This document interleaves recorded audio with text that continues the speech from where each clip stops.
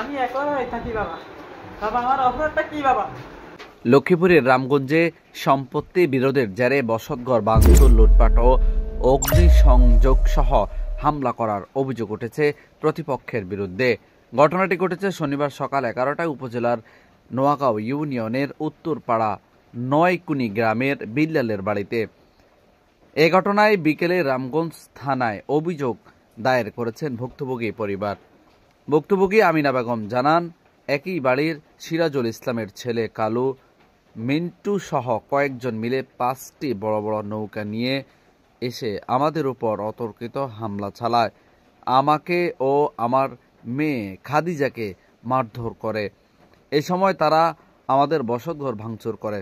ঘরে থাকা দামি আসবাবপত্র, নগদ অর্থ, স্বর্ণ অলংকার, মোবাইল ফোন, হাঁস মুরগি, কবুতর সহ নানান মূল্যবান জিনিসপত্র নিয়ে যায়। এ সময় তারা আমাদের একটি খড়ের গাদিতে আগুন লাগিয়ে দেয়, বিদ্যুতের মিটার খুলে ফেলে দেয়। আমরা বাধা প্রদান করলে ধারালো অস্ত্র দেখিয়ে আমাদের তাড়িয়ে দেয়। এ সময় আমার বোন আচিয়া খাতুন আমাদেরকে বাঁচাতে আসলে তার পথরোধ করে বাধা দেয়। এই সম্পত্তিতে পুনরায় গেলে আমাদেরকে প্রাণনাশ করবে বলে হুমকি প্রদান করেন। আমাদের অপূরণীয় ক্ষতি সহ আমাদের উপর হামলার বিচার চাই।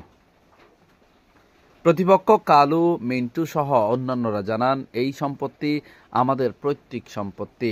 আমিনা বেগম প্রভাব খাটিয়ে আমাদের সম্পত্তিতে জোরপূর্বক বসতঘর তুলে তা বোক দখল করেন। আমরা ইউপি সদস্য, গণ্যমান্য ব্যক্তিবর্গদের কাছে মীমাংসার জন্য গেলেও কোনো সমাধান হয়নি।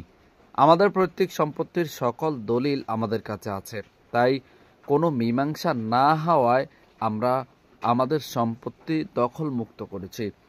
তাদেরকে সরে যাওয়ার জন্য সময় দিলেও তারা তা কর্ণপাত করেননি। রামগঞ্জ থানার officer in charge OC Mohammad Sulaiman বলেন, অভিযোগ পেয়েছি, তদন্ত সাপেক্ষে আইনানুগ ব্যবস্থা গ্রহণ করা হবে।